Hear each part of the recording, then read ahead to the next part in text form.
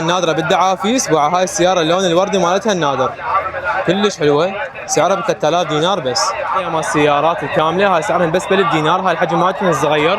وانا عبد الله الشيخ مالي دائما هنا اختار لكم من باب الشرجي اغرب الاشياء. وحسين صورت لكم الوصية مالته، اتمنى الدعم له من هذا النادرة من السيارات. بس الباب مالته شلون تنفتح لي فوق، شيء كلش حلو.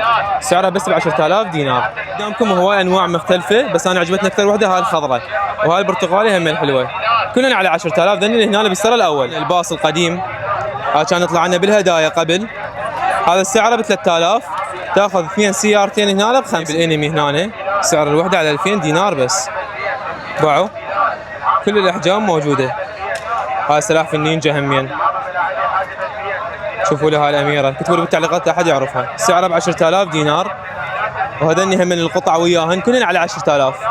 باعوا الجمال مالتنا حتى كالوان مختلفه همين. القطعه القويه كلش حلوه حتى تشتغل عادي. سعرها ب 3000 دينار. تاخذ 2 ب5. والحلو بها حديد، قطع مختلفه. هاي 3 الاصفر والازرق والاسود. باع الجمال مالتنا والترتيب هاي كله حديد.